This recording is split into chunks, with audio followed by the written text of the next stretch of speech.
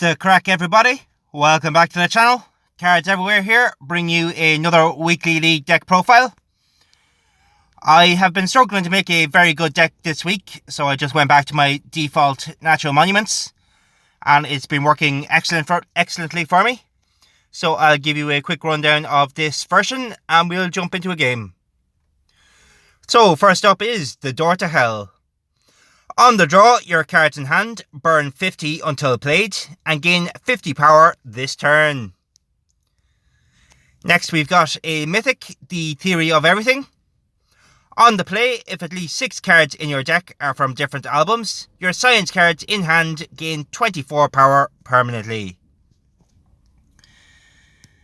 Next we have Vinkunka. On the draw, if your deck contains at least 1 card from each album, your Majestic Mountains, Natural Monuments and Hidden Gems cards, wherever they are, gain 22 power until played. Then we have Zangi Dangxia Landforms. On the return, if you are leading by 100 power or more, a random card in your hand gains 120 power until played. Next, 7 Coloured Earths. On the play, if it's after round 2, your cards in hand gain 26 power this turn. Next, Krishna's Butterball. On the play, if played in the middle slot, the card opposite this loses 50 power this turn, and 9 of your random natural monuments and 9 of your random Weird World cards, wherever they are, gain 23 power until played. Then we have Looking Glass Rock. On the play, gain 70 power this turn, and then on the return, if you lost a turn, lose 10 power permanently. Next, Fly Geyser. On the play, your cards adjacent and opposite this card gain 25 power this turn. Next up, Grand Prismatic Spring.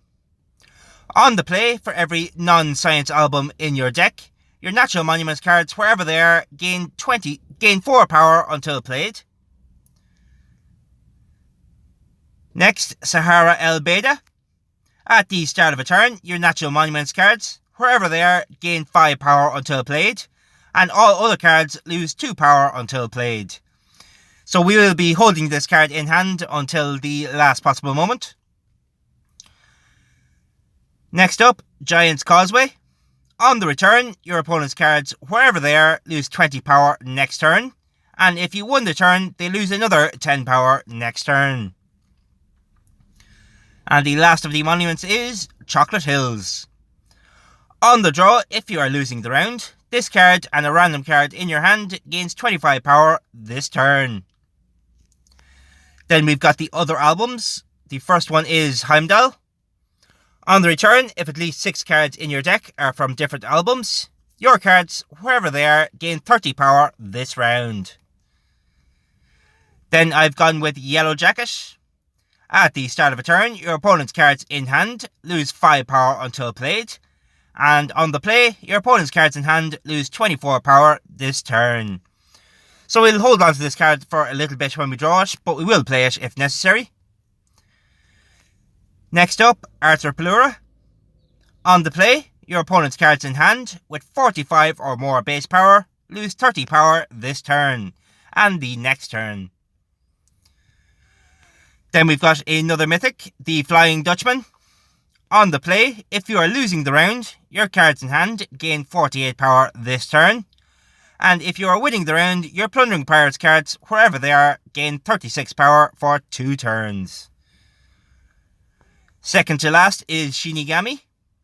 On the play, if it's the 13th turn of the game or before, a random opponent's card in play loses 500 power this turn, and if it's the 14th or 15th turn of the game, this card loses 500 power.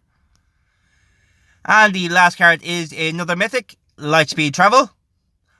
On the draw, if your deck has 9 or more science cards, your science cards, wherever they are, gain 10 power permanently.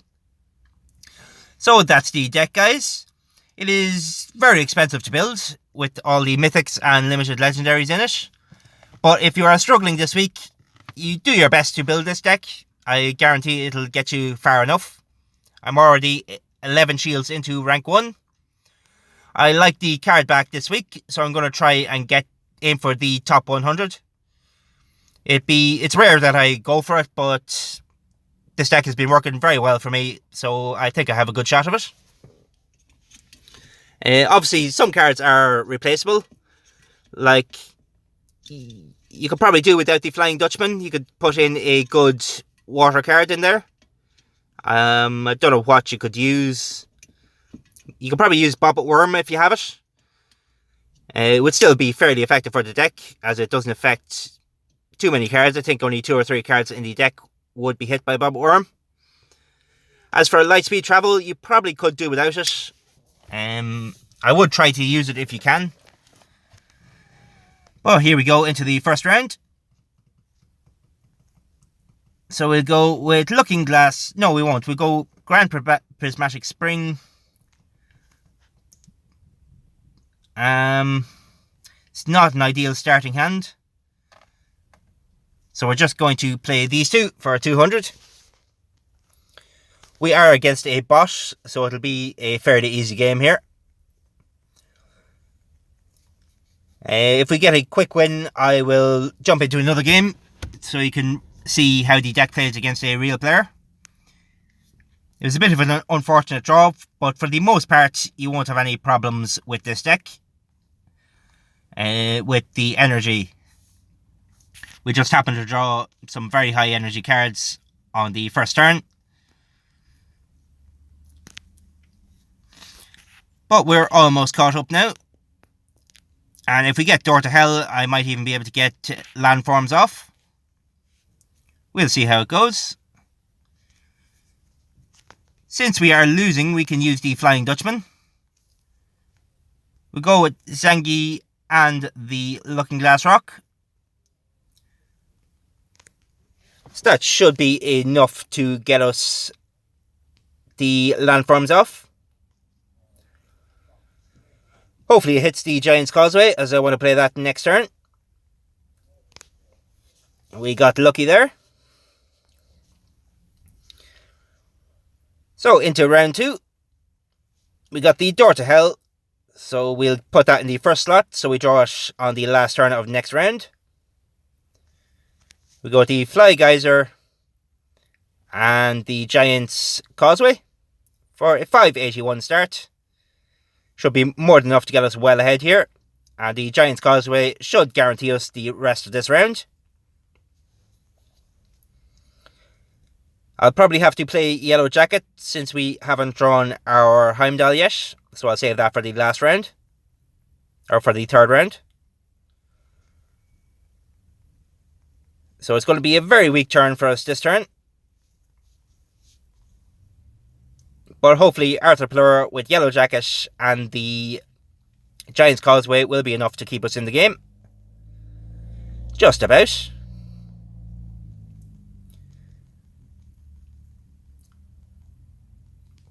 So let's see if we can pull off the win here. We should be able to. So we'll go with the Vinkunka, Chocolate Hills and Theory of Everything.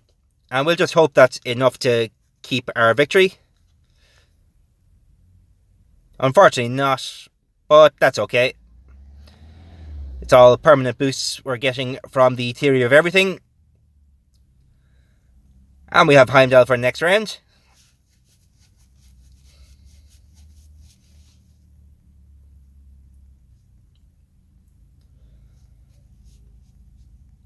There's Shinigami as well, so we get that around with the Butterball.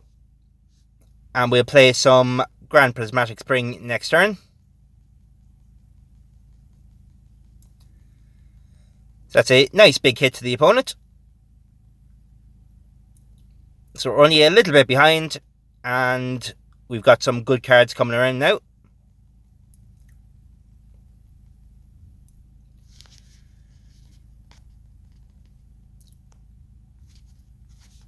So we're going to go with the landforms to get the boost on something. And I'll save that card for next round.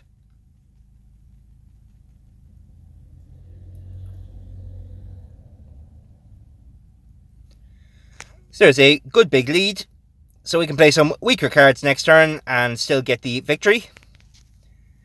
So I will be saving Looking Glass Rock for next round. So I'll play the Dutchman. We don't particularly need it. And there we have it. Nice easy round for us.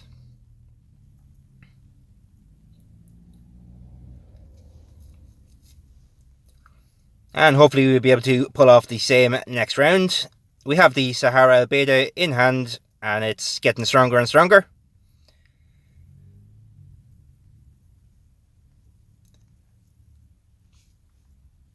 So we're going to go Looking Glass, Giant's Causeway, and Arthur Pelura for a 465.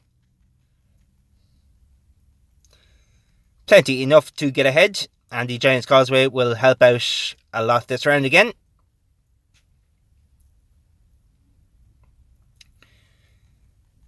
Nice big chunk out of the opponent.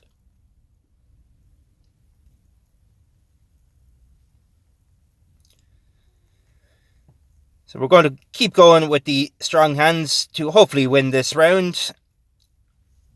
We can give up on it if we need to, but I think we'll be fine this round.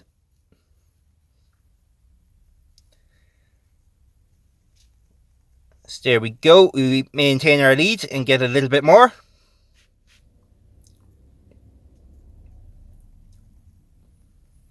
And we'll go with the Sahara to get the final win here. So Sahara, Referral, and the Theory of Everything. And I think that'll be enough to get the win. More than enough.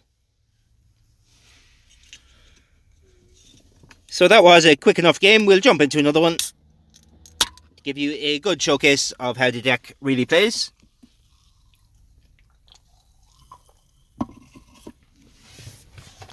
Hopefully we get a real opponent.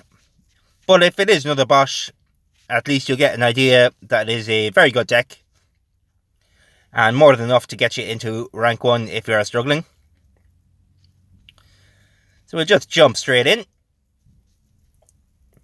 I think I'll aim for about 20 shields. I think that'll be enough to get me into the top 100.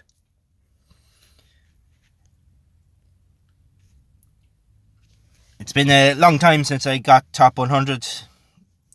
Or even top 500. I usually don't play too much once I get to rank 1. As I usually don't have the time. But I had a little bit of time yesterday to grind out a few games. So I may as well aim for it.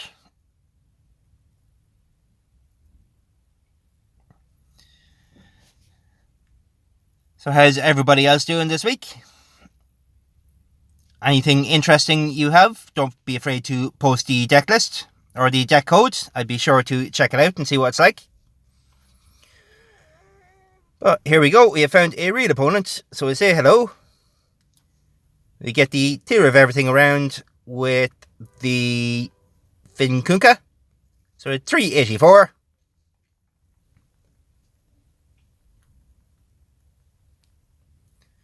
We'll see what the opponent is playing here. It's all history so far. So it is the Ancient Egypt deck. I haven't faced it yet with this deck, but I'm not too worried. I think we can beat them in the first 3 rounds.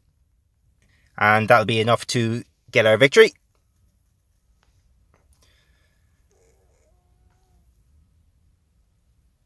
So we'll go with the Arthur Pelura, Butterball, and Grand Prismatic Spring. And hopefully we can get landforms off next turn to boost something in hand to save for a later round.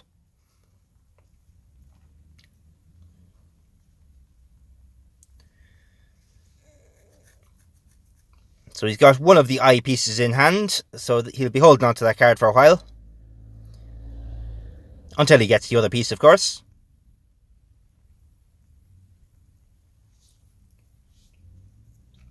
So we're going to go with Giant's Causeway, the Yellow Jacket. No, we'll go with the Looking Glass Rock and Finkunka. Or Giant's Causeway, Zangi, and Landforms. And hopefully we get the boost on the yellow jacket. Unfortunately not, but we can still use the Dutchman next round if we get our Heimdall. Unfortunately we didn't, but I will still play the Lightspeed Travel just to intentionally lose the turn, so we can get Heimdall, or we can get Dutchman off. And we'll save the Heimdall for the last round, or the third round, which hopefully will be the last. So we are losing, so Dutchman will be effective this turn.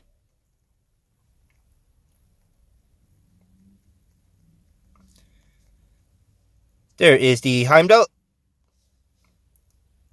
So I'm going to go Dutchman, Shinigami, and the yellow jacket.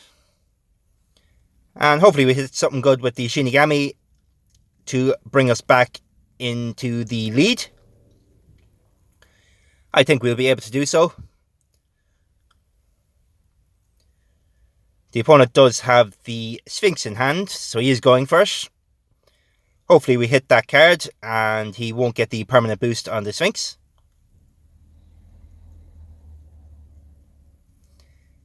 That's still a good hit.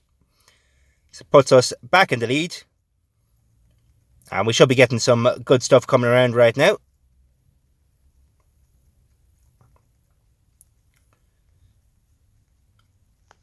So we go with Chocolate Hills, the Theory of Everything, and the Door to Hell for a 497.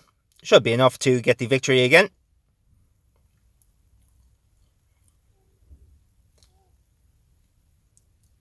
And that was a strong combo for him, so I think we'll be okay next round.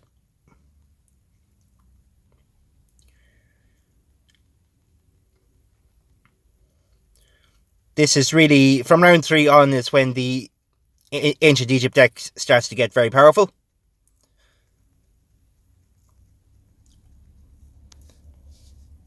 So we're going to play a decently strong hand with the Krishna's Butterball.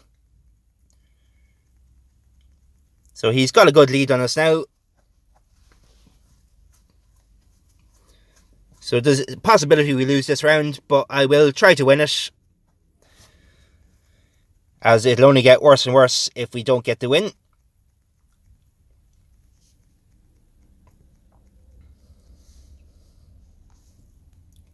So we're going to go with the Spring, the Looking Glass, and the Giant's Causeway. Should get us back into the lead. Unfortunately not, but we did win the turn, so we don't get the negative effect of Looking Glass, and we do get Giant's Causeway off.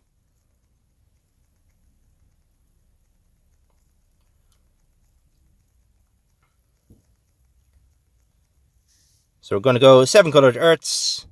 The Fly guys, well no, actually I think I'll go with Zangi and Sahara for 675. Hopefully it's enough. I think it is. There we go. So 3 rounds in a row. As you can see, the deck is more than powerful enough to get you where you need to go. So if you can build it, do so. Let me know what you think of it. And don't forget to like and subscribe. And I'll catch you next time. Cards everywhere, out.